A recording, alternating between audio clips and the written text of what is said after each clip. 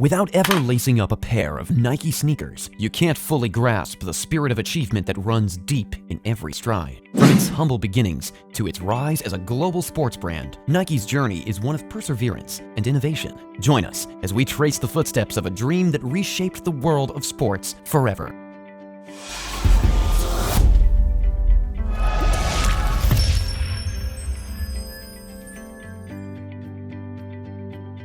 Phil Knight was in a crisis. He was facing a haunting feeling of purposelessness. In seeking a direction, he headed to the University of Oregon, where he studied journalism and discovered a passion for running.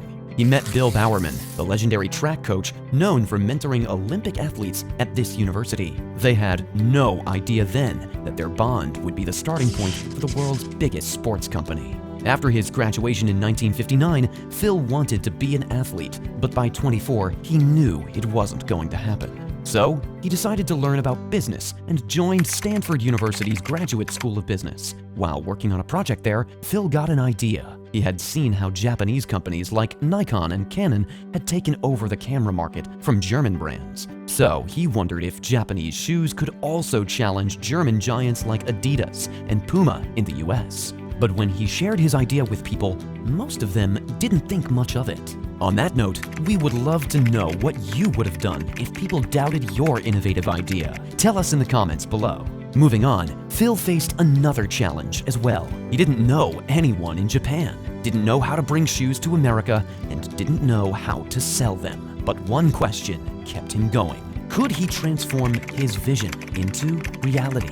After finishing business school in 1962, Phil was back home, living under his parents' roof. That sinking feeling of life slipping away returned. He couldn't just wait around for a breakthrough. He needed to chase it. Phil and one of his friends then set out on a world tour. Although he was excited about seeing the world, Phil's idea of importing Japanese shoes never left his mind. The two loved their stay in Hawaii so much that they took jobs selling encyclopedias door to door to extend their stay. But it seemed like sales wasn't Phil's strength. Eventually, Phil realized he had to move on. His friend, however, found love in Hawaii and stayed behind. Phil was now alone, and his next destination was clear: Japan. In Kobe, a running shoe named Tiger by a company named Onitsuka caught his eye. They were quality made and affordable. On a whim, Phil set up a meeting with the company heads. He prepared by buying a book, How to Do Business with the Japanese, cramming as much as he could. At the meeting, Phil portrayed himself as a knowledgeable American shoe distributor, even though he was just a fresh graduate. But then came the question that nearly floored him. What's the name of your company? In a panic, memories of blue ribbons from his childhood races flashed before his eyes. Without missing a beat, he said, "I represent Blue Ribbon Sports of Portland, Oregon." It was a name pulled out of thin air, but it worked. Phil felt his confidence growing as he detailed the potential of Onitsuka's Tiger shoes in the US market. By the end of the meeting, Onitsuka was pitching Phil instead of the other way around. They wanted him as their US distributor. His wild idea was no longer just a dream. It was on its way to becoming reality. But reality often has a knack for throwing curveballs. Days turned into weeks and weeks into months. Phil's excitement started to fade as the shoe samples didn't show up. He had spent $50 on those samples, and it looked like the money might have been wasted. But Phil needed to make a living. He took up a job as an accountant. It wasn't his dream job, but it paid the bills. Then, one day, out of the blue, the shoe samples arrived. 12 perfectly made pairs were there, just as he had hoped. Wanting to share his excitement, he showed them to his old running coach, Bill Bowerman. Bowerman knew a lot about running and shoes. He always looked for ways to make shoes better for athletes. To Phil's surprise, Bowerman didn't just like the shoes. He wanted to join in and be his business partner. Together, they officially started Blue Ribbon Sports. Both of them put in $500 and ordered 300 pairs from Japan. The shoes arrived in April 1964, and things were looking good for the two. But every high has its low. Phil faced a new dilemma. He had a business partner, a reliable supplier, and a stockpile of shoes. But he didn't have a place to sell them. If local stores weren't willing to give him a chance, he'd have to find a different way to get these shoes on people's feet. Phil had to sell 300 pairs of Onitsuka's shoes. He went to track meets and running clubs, opened his car trunk, and showed the shoes to everyone, runners, coaches, and fans. And in just 3 months, they sold all 300 pairs. If you were in his shoes, where would you start selling? Share your strategies. Now, Phil truly believed in the product, and people could see his passion. Moreover, there was a clear market gap. Quality running shoes at a fair price were in demand. By the end of their inaugural year, Blue Ribbon Sports had recorded $8,000 in sales, and with these profits, Phil ordered another 900 pairs from Japan. Recognizing the need to expand, Phil brought in sales reps, mainly former runners. They were paid on commission, earning $2 per pair sold. These reps journeyed across the nation, attending every track meet at high schools and colleges to sell these shoes. And it seemed to work. With increasing sales, Phil secured a loan, moving Blue Ribbon Sports from his parents' basement into a proper office. Because Bowerman still had his full-time job, Phil needed extra support. He hired his first official employee, Jeff Johnson, the brain behind the eventual iconic name, Nike. In 1966, with growing sales, they opened their own retail outlet. The store wasn't just a commercial space. It was designed as a safe hangout space for runners, complete with a library of running-related books.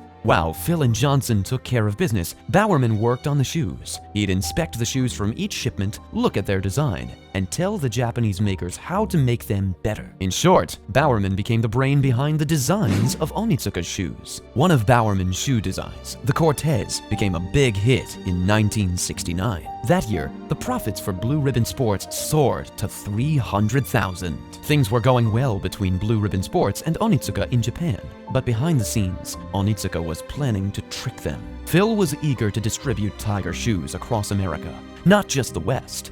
When he approached Onitsuka about it, they expressed a preference for a partner with an East Coast presence. To secure the deal, Phil assured them that Blue Ribbon Sports had East Coast offices, even though they didn't. Convinced, Onitsuka made Blue Ribbon their primary US distributor, prompting Phil to order an additional 20,000 pairs. Now, with a big promise to keep, Phil tried to get funds to open the East Coast offices. He sent out flyers, offering people a chance to invest in Blue Ribbon, but no one invested. It felt like a punch to the gut. The only offer came from the parents of an employee, Bob Woodell. They offered their entire savings, a sum of $8,000. Phil was ashamed to accept that money, but banks were refusing his loan requests, and he wasn't left with a choice.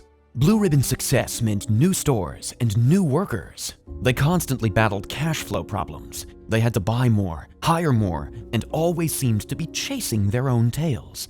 For instance, the Cortez shoe was a big hit, but they couldn't restock fast enough. Phil begged Onitsuka to ship faster. However, he discovered that Onitsuka was putting the Japanese customers first and sending the leftovers to the US. To make matters worse, Onitsuka often ignored Phil and Bowerman's ideas for shoe improvements. So Phil set up a meeting with Onitsuka's representative, Kitami. Kitami said Blue Ribbon sales weren't great, leaving Phil confused. Phil showed him a survey where 70% of American runners had at least one of their shoes. When Kitami left the room, Phil found a list that showed Onitsuka's plans to meet with 18 other US shoe distributors. Phil confronted Onitsuka, but Onitsuka gave him a tough choice.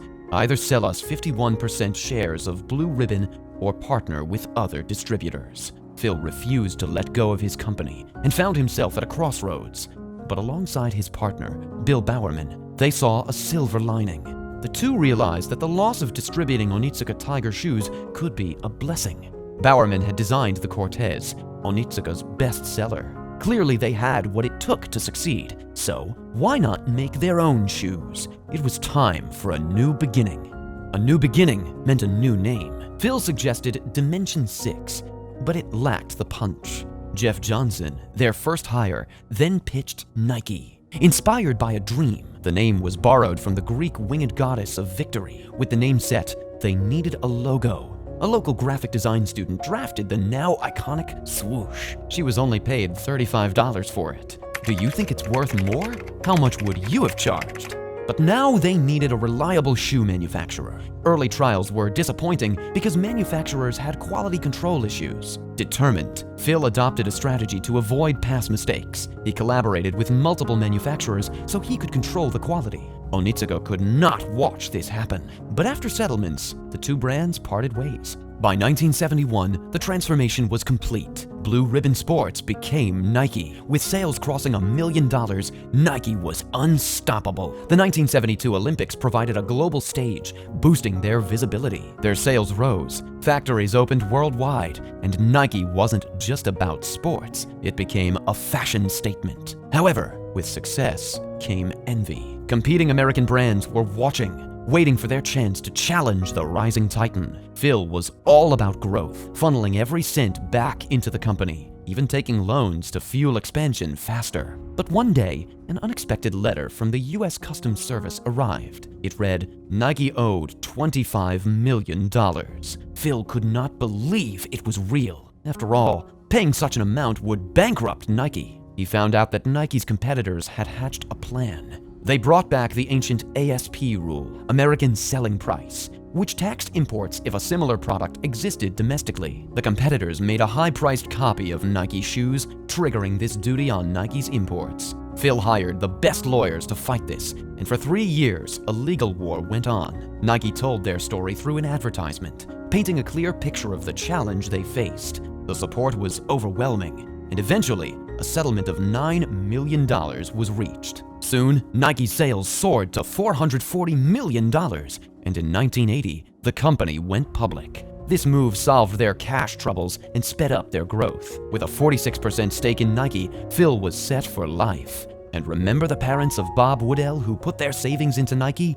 Their $8,000 had transformed into $1.6 million. Phil's vision took Nike to new heights. They forged partnerships with factories in China, becoming the first American shoemakers in the market. Nike didn't just sell shoes, they diversified into clothing. Deals with stars like Tiger Woods and LeBron James were game changers. But Michael Jordan was the jackpot. As Jordan's career skyrocketed, his Air Jordans flew off the shelves, bringing massive profits. By 1986, Nike was America's top sports brand. From humble beginnings to global dominance, Phil Knight's 40-year journey as CEO of Nike shows that determination and a leap of faith can turn dreams into reality. Now, think about your own aspirations. What's holding you back?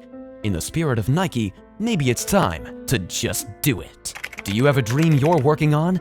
Tell us about it in the comments, and tune in next time.